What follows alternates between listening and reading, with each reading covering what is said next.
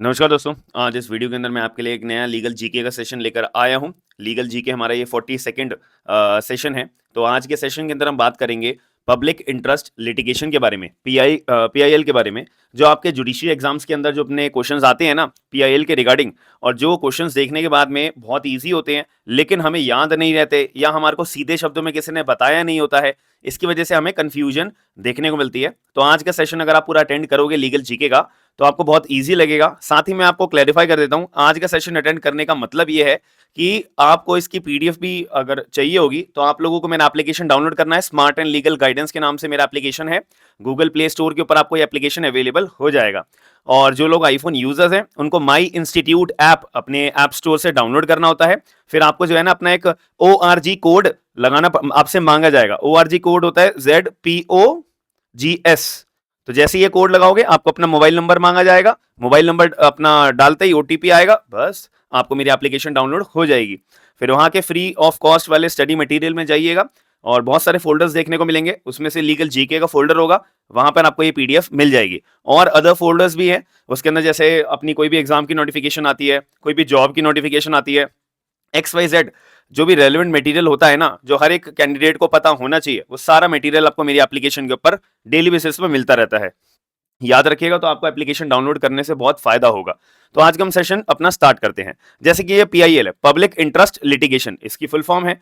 अब एक ना लोकस स्टेंडी हमारा नाम का एक कॉन्सेप्ट आता है। अब बहुत सारे लोगों ने इस शब्द का अपने लॉ के दिनों में, एलएलबी के दिनों में इस शब्द का नाम जरूर सुना होगा, लोकस स्टेंडी। इसका मतलब होता है स्टैंडिंग। लोकस स्टेंडी का मतलब होता है स्टैंडिंग। तो यहाँ पे इसका अगर मैं क्लियर तौर पे मतलब बताऊं कि लोकस स्टैंडी का मतलब ये होता है कि भाई अगर आपको दुख हुआ है, अगर आपको परेशानी हुई है, या आपको कोई भी परेशानी देखने को मिली है, तो कोर्ट कौन जाएगा? मैं जाऊंगा आपकी जगह पे, या कोई अन्य व्यक्ति जाएगा आपकी जगह पे, या फिर आप जाओगे कोर्ट के अंदर? आपको जो दुख हुआ है, परेशानी हुई है, उसकी रेमेडी मांगने के लिए ऑब्वियसली आप ही जाओगे। तो यहां पे लोकस स्टैंडी का मतलब ये होता है, जो भी व्यक्ति को परेशानी हुई है, दुख दर्द हुआ है, तो वो व्यक्ति खुद कोर्ट में आए और कोर्ट से रेमेडी की मांग करे। That's it. तो ये होता है लोकस स्टैंडी का मतलब, who has a right to stand before the court and seek remedy, only allowed to plead. मतलब कि जिस व्यक्ति को अपनी परेशानी हुई है, जिस व्यक्ति को अपना दुख हुआ है, वही व्यक्ति को अलाउ होता है कि आप कोर्ट में आइए और अपनी रेमेडी जो भी आप चाहते हैं मांगना, वो मांग करेंगे। बात खत्म। आपके अलावा और कोई व्यक्ति नहीं आ सकता है। अब ये पीआईएल, तो हमारा कंसेप्ट आप लोगों ने थोड़ा बहुत तो पहचानते होंगे कि पीआईएल एक्चुअली मतलब क्या होता है। कि पीआईएल एक ये भी एक मतलब होता है कि भाई दुख हुआ है सामने वाले व्यक्ति को, और मैंने देख लिया कि यार उस सामने वाले व्यक्ति को ना दुख हुआ है। अब उसके सामने वाले व्यक्ति के पास, जिसको मैं देख रहा हूं कि भाई उसको दुख हुआ है, उसके पास इतने पैसे नहीं है, उसको पता नहीं है कि जो उसको दुख हुआ है उसकी रेमेडी उसको कहां मिलेगी, कहां पे जाके दरवाजा खटखटा सकता है रेमेडी की मांग करने के लिए, वगैरह वगैरह।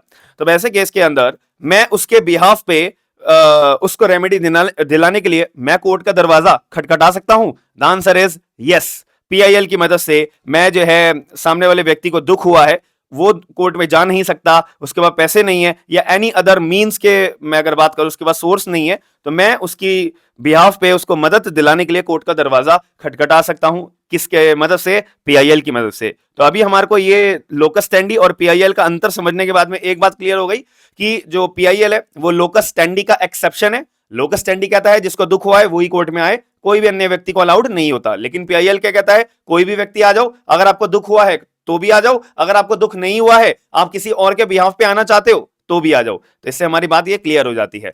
एंड यहां पे जनरल प्रिंसिपल एक लोकस स्टैंडी का मैंने आपको बता ही दिया है, only aggrieved person. Aggrieved person मैंने आपको अपना ये लीगल शब्दों में, जिस व्यक्ति को दुख होता है और परेशानी होती है, या उसके साथ क्राइम हुआ होता है, या XYZ, तो उसको हम क्या बोलते हैं कानून की नजर में? Aggrieved person. तो aggrieved person goes to the court and seek remedy. हालांकि ना ये लोकस स्टैंडी का कंसेप्ट जो हमारा दिमाग में आया था, लॉ मेकर्स के दिमाग में जो आया था, ये यूएसए से इन्होंने अडॉप्ट कर रहा था ये कंसेप्ट। ठीक है, मतलब कि यूएसए के लोगों को ना बहुत अच्छे से भाई पता है कि मेरे साथ अगर कोई गलत करता है तो मेरे को कहां पे जाना है।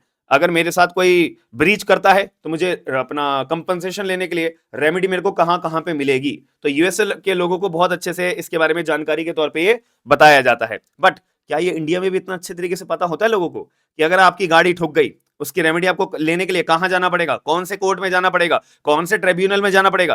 क्या हमारे देश की जनता जो इंडिया है, इंडिया के अंदर जो लोग रहते हैं, उनको पता है कि एक्चुअली कोर्ट नाम की भी एक चीज होती है, ट्रिब्यूनल नाम की भी एक चीज होती है, और अदर हमारे जुडिशियल बॉडीज नाम की भी एक चीज होती है, वगैरह वगैरह। अब मैं अगर बात करूं तो इंडिया के अंदर ना बहुत सारे लोग, जो हमारा सोशियो इकोनॉमिक कंडीशन है, सोशियो इकोनॉमिक कंडीशन है हमारे इंडिया के अंदर, क्या यूएसए के जैसी बेहतरीन है? क्या हमारे इंडिया के लोगों को, ज्यादातर लोगों को पता है कि अगर उनके साथ गलत हो रहा है तो उसकी रेमेडी मांगने का कौन सा रास्ता है? हम आप लोगों को ये बात लगती है? मैं ऑब्वियसली आपके मन में भी यही बात आ रहा होगा कि नहीं भाई, और जो लोग वीडियो देख रहे होंगे उनको भी हजार चीजों के बारे में नहीं पता होगा कि एक्चुअली उनके साथ अगर गलत होगा या कोई भी इनको ब्रीच होगा तो वो कहां पे दरवाजा खटखटा सकते हैं। तो इसको हम एक लीगल टर्म में बोलते हैं अपना सोशियो इकोनॉमिक कंडीशंस। तो हमारे इंडिया के अंदर इतनी अच्छे तरीके से डेवलप नहीं है सोशियो इकोनॉमिक कंडीशन जितनी यूएसए के अंदर है, ठीक है। और हमने से बहुत सारे लोगों को अवेयर भी नहीं होते हैं कि हमें रेमेडी मांगनी कैसे है और मेरे को कौन सी कोर्ट में अप्रोच करना पड़ेगा। भाई मेरे साथ अगर कोई गलत होता है तो ऑब्वियसली मेरे को भी बहुत सारी चीजें होंगी जो ऑब्वियसली नहीं पता, मेरे को भी बहुत सारी चीजें रेमेडी कैसे सीख करनी है उनके बारे में मुझे नहीं पता। तो सीधी सी बात है, तो हमारे इंडिया के अंदर और भी बहुत सारे ऐसे लोग हैं जिनको तो भैया कोर्ट का मतलब भी नहीं पता होगा कि एक्चुअली अदालत का मतलब भी कुछ होता है, ट्रिब्यूनल का मतलब भी कुछ होता है। एक्चुअली अगर आपके साथ ये गलत हो रहा है, उनको तो ये भी नहीं पता कि अगर कोई व्यक्ति उनके ऊपर कुछ कर रहा है तो वो गलत है या सही है, अगर कुछ हो रहा है तो उसकी रेमेडी भी मिल सकती है, वगैरह वगैरह। तो मैं, आप लोग मेरी बात से थोड़ा सा कनेक्ट कर पा रहे होंगे। अब इंडिया के अंदर पीआईएल का जो कंसेप्ट है ना, इसलिए लाया गया था, और इनफैक्ट जो ये पीआईएल का कंसेप्ट है ये पार्लियामेंट नहीं लाया, कोई भी लेजिस्लेटिव बॉडी नहीं लाई, इनफैक्ट कोर्ट अपने आप एक कानून बनाया था। इन शॉर्ट आप ये समझ लीजिए, कोर्ट ने खुद एक कानून बनाया था पीआईएल के रिगार्डिंग, पब्लिक इंटरेस्ट लिटिगेशन के रिगार्डिंग, याद रखिएगा। तो इंडिया में ये जो पर्टिकुलर पीआईएल है ये इंट्रोड्यूस करी गई थी कोर्ट के द्वारा। अब यहाँ पे मुद्दे वाली बात क्या थी कि पीआईएल को लाने के पीछे का रीजन क्या था, उसको थोड़ा समझेंगे। मैंने वैसे रीजन तो आपको एक बता ही दिया ना, कि लोगों के तक अपना जस्टिस मिल सके, उन लोगों तक भी जस्टिस मिल सके जो लोगों को पता नहीं है कि रेमेडी कैसे मांगनी है, उन लोगों तक भी जस्टिस पहुंच सके जिन लोगों को ये नहीं पता कि कोर्ट में कैसे अप्रोच करते हैं। तो लोकस स्टैंडी का अगर हम कंसेप्ट लेके चलेंगे तो यार ये तो बहुत थोड़ा सा गलत होगा हमारे इंडिया के अंदर, ठीक है। और सोशियो इकोनॉमिक कंडीशंस हमारी इंडिया को ध्यान में रखते हुए पीआईएल का कंसेप्ट आना बहुत जरूरी है।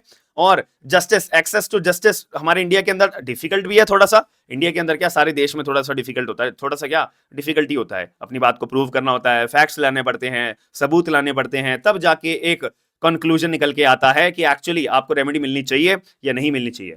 तो इन सारी बातों को ध्यान में रखते हुए पीआईएल का कॉन्सेप्ट हमारे इंडिया के अंदर आया और इसको एक लोकस स्टैंडी के एक्सेप्शन के तौर पे ट्रीट करा गया था। अब मैं थोड़ा सा आपको अपने बैचेस के बारे में बता देता हूं कि अगर आप मेरी एप्लीकेशन डाउनलोड करना चाहते हो तो फ्री ऑफ कॉस्ट आपको इसकी पीडीएफ तो मिल ही जाएगी। साथ ही में अगर आप मेरा एप्लीकेशन डाउनलोड करोगे और अपनी जुडिशरी की तैयारी कर रहे हो, एपीओ के एग्जाम्स की तैयारी कर रहे हो, जेएलओ के एग्जाम्स की तैयारी कर रहे हो, लॉ ऑफिसर के एग्जाम्स की तैयारी कर रहे हो, और आप चाहते हो कि मैं आपको इंडियन एविडेंस एक्ट पढ़ाऊं, तो आप लोग मेरा पर्टिकुलर एप्लीकेशन डाउनलोड करने के बाद में डेली लाइव क्लासेस होती हैं 6 बजे, आप मेरा बैच अपना ज्वाइन कर सकते हो। न्यू एंड ओल्ड अमेंडमेंट्स जितनी भी होंगी मैं बैठा हूं, आपको एक एक चीज मैं आपको टिप्स पे करा दूंगा, याद रखिएगा। और लाइव एंड रिकॉर्डेड क्लासेस भी मिलती है। फॉर एग्जांपल आप कहीं बिजी हो, कहीं जॉब करते हो, कोर्ट जाते हो, वगैरह वगैरह, तो कॉलेज जाते हो, तो उस केस में आप लोग क्लास लाइव ज्वाइन नहीं कर पा रहे तो आपके पास रिकॉर्डेड की भी क्लासेस अवेलेबिलिटी रहती है। और 60 to 65 क्लासेस मुझे चाहिए होती है अपना मेजर एक्ट पूरा कराने के लिए, जीरो से लेके प्रोफेशनल तक आपको मैं मेंस की प्रिपरेशन तक आपको पूरा सॉलिड करवा दूंगा। और मैं आपको जो नोट्स प्रोवाइड करता हूं उसके अंदर आपको जो है एक मैंने फ्री ऑफ कॉस्ट आपको एक नोट्स की फाइल भी देखने को मिलेगी। आप लोग जज कर सकते हो वो नोट्स को पढ़ने के बाद में कि मैं क्वेश्चन आंसर फॉर्म के अंदर भी आपको नोट्स प्रोवाइड कराता हूं कि जो मींस के अंदर मेरे पे क्वेश्चंस आएंगे उसको अटेम्प्ट करने का तरीका क्या क्या हो सकता है, तो उससे आपको एक अच्छी ऐसी नॉलेज मिलेगी। डाउट क्लियरिंग सेशंस भी होती है, हिंदी एंड इंग्लिश दोनों लैंग्वेजेस में क्लासेस होती हैं, याद रखिएगा। एआईबी के लिए जो लोग प्रिपेयर कर रहे हैं उनको प्रीवियस ईयर ऑल क्वेश्चंस आपको मिल जाएंगे 14 सालों के, तो जो लोग चाहते हैं वो भी अपना मेरा एप्लीकेशन डाउनलोड करने के बाद में ले सकते हैं। और जो लोग अपने यंग एडवोकेट्स हैं जो अपनी प्रैक्टिस कर रहे हैं उनको ड्राफ्ट प्रिपेयर करने में बहुत ही ज्यादा मुसीबत देखने को मिलती है। तो मैंने आप लोगों के लिए 8000 से ज्यादा legal draft, civil, criminal, motor vehicle, family, सारे के सारे, मतलब जितने भी आप अपने पर्टिकुलर देखते हो, कोई इंडिया के किसी भी कोर्ट में अगर आपको कोई भी ड्राफ्ट फाइल करना है, सुप्रीम कोर्ट में, हाई कोर्ट में, डिस्ट्रिक्ट कोर्ट में, हर जगह ये ड्राफ्ट आपके काम आएंगे। इसमें भी आपको 30% डिस्काउंट मिला है और लाइफ टाइम वैलिडिटी मिलेगी, याद रखिएगा। अब अपने अपने पर्टिकुलर टॉपिक के ऊपर दोबारा आते हैं। तो अब जब पीआईएल का कॉन्सेप्ट हमारा आया था ना, तो इसके अंदर जो है आप थोड़ा सा ध्यान रखिएगा, यहां पे हमारा केस आता है मुंबई कामगर सभा वर्सेस मेसर्स अब्दुल भाई, फैजल भाई एंड अदर्स। 1976 में ना एक केस आया था।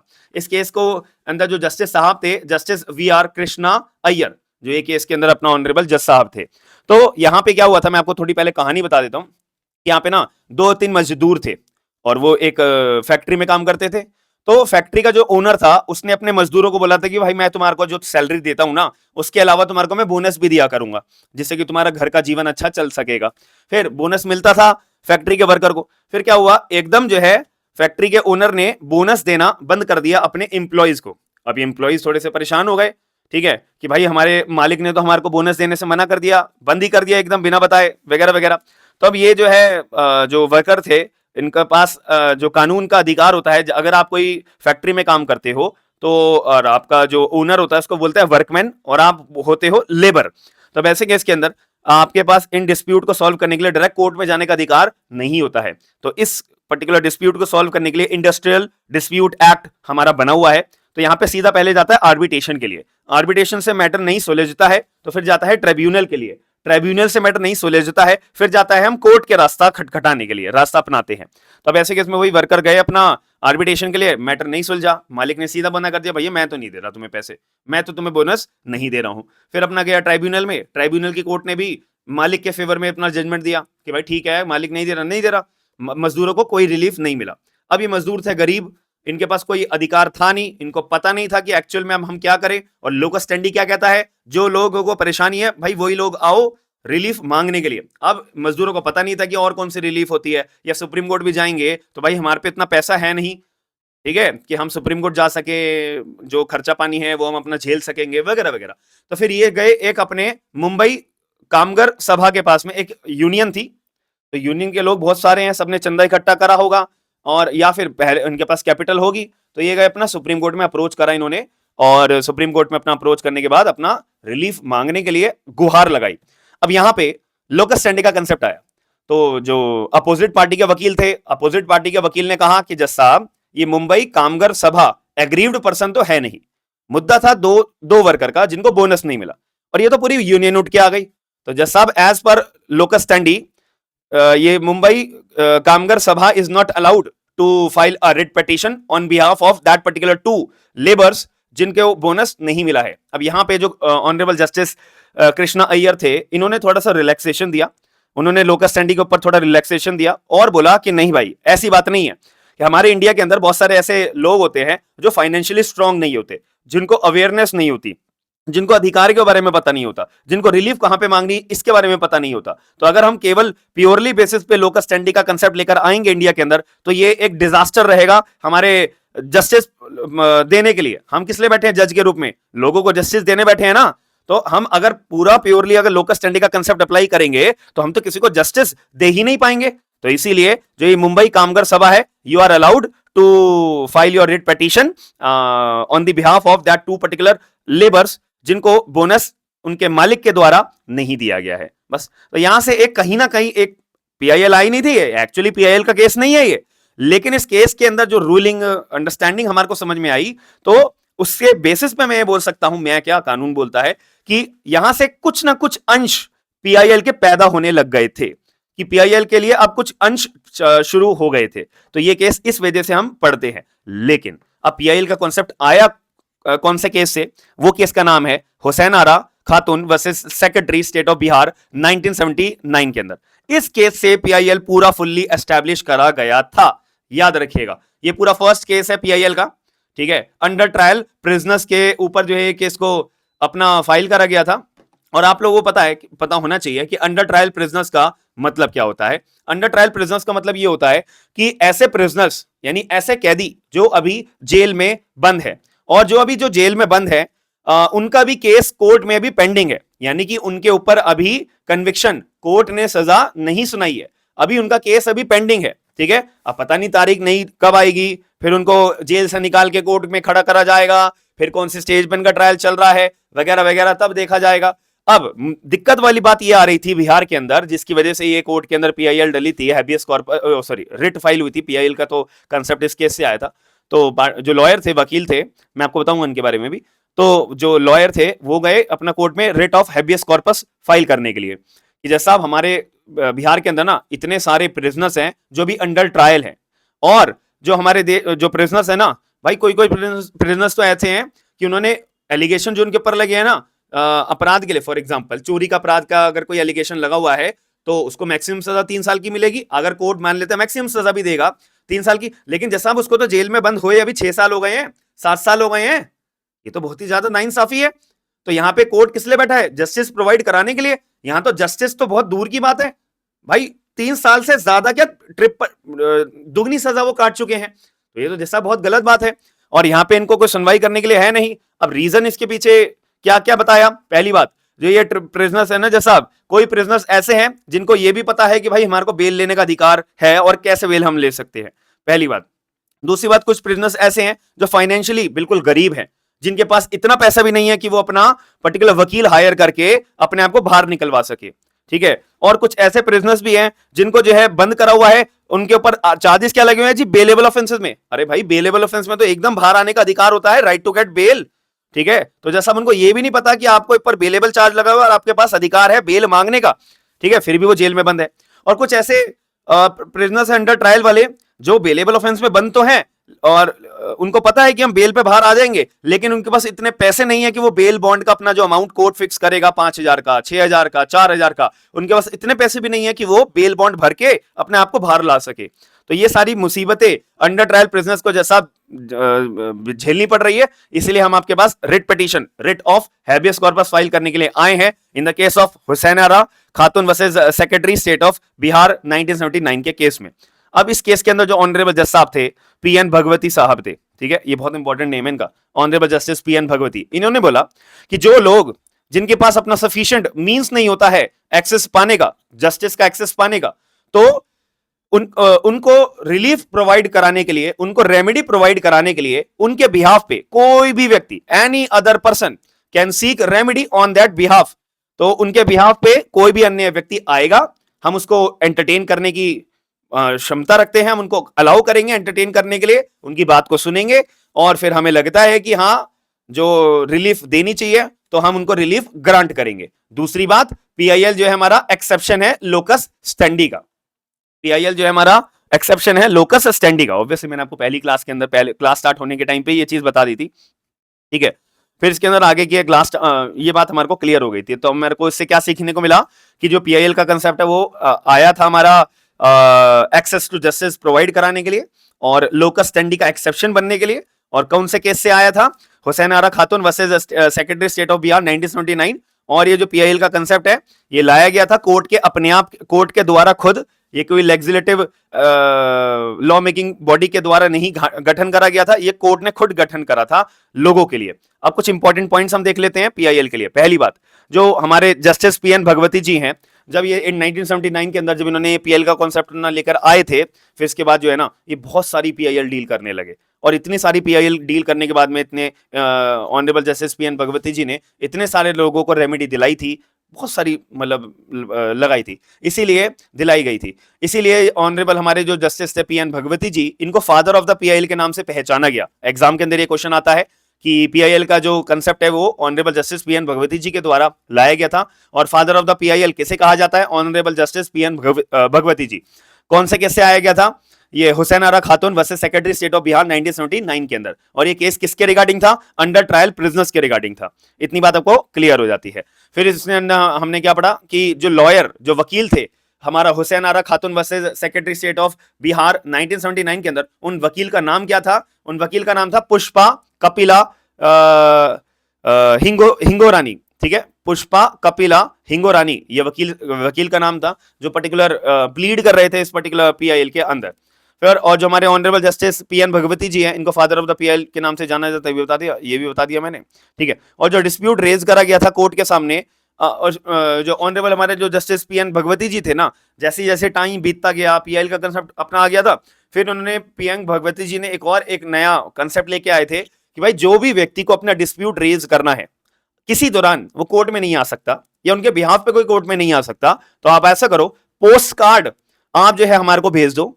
तो अगर आप हमारे को पोस्ट कार्ड भेजोगे तो उस पोस्ट कार्ड को भी हम पीआईएल के रूप में ट्रीट कर सकते हैं। ये भी एक लाए थे। और पीआईएल जो है हमारा कंसेप्ट को एक एग्जांपल ऑफ जुडिशियल एक्टिविज्म के नाम से भी जाना गया था।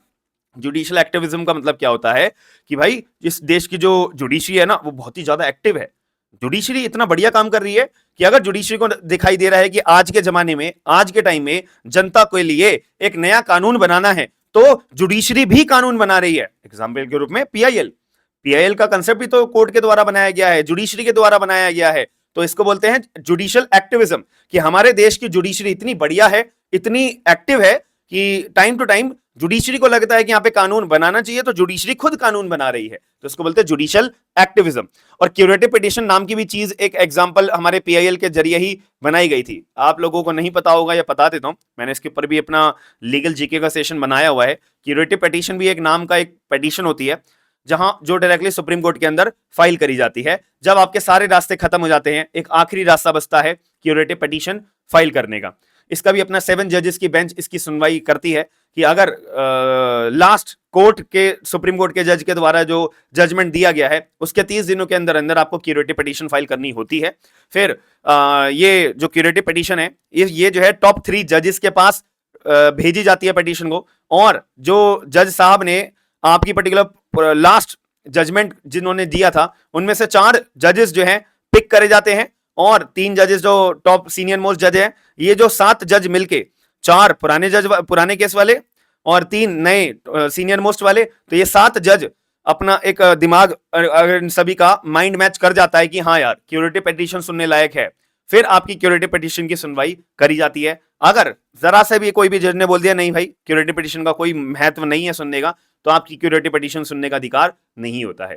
तो इसके पीछे आपको मैंने लीगल जीके का सेशन भी आपके लिए मैंने प्रेजेंट करवाया हुआ है, तो आप लोग मेरी प्लेलिस्ट चेक करिएगा, उसमें सारे लाइन से आपको लेक्चर्स मिल जाएंगे, वहां पे आपको ये इसका भी लेक्चर मिल जाएगा। तो अब आप लोग मुझे बताइएगा कि आज का सेशन आपको कैसा लगा, कैसा नहीं लगा। और मेरा ये लास्ट मतलब पीआईएल के अंदर बस इतनी बातें याद रखनी होती है, इतनी बातें भी याद रख लोगे वेल एंड गुड, आपका कोई भी मार्क नहीं कटेगा, याद रखिएगा। तो कैसा लगा कैसा नहीं लगा अपना पॉइंट ऑफ व्यू जरूर बताइएगा, वीडियो को लाइक जरूर करिएगा, शेयर जरूर करिएगा, और अपना कमेंट बॉक्स के अंदर अपना पॉइंट ऑफ व्यू जरूर बताइएगा कि मेरे को ऐसे लीगल जीके के सेशंस लाने चाहिए डेली बेसिस पे या नहीं लाने चाहिए, हम देखते हैं। और जुडिशरी के एग्जाम्स के लिए, लॉ ऑफिसर के एग्जाम्स के लिए, एपीओ के एग्जाम्स के लिए, जेएलओ के एग्जाम्स के लिए, ये मैं टॉपिक्स आपको बता रहा हूँ ना, मोस्ट इंपॉर्टेंट होते हैं, याद रखिएगा। बाकी मिलते हैं नेक्स्ट सेशन के अंदर। Bye bye, take care.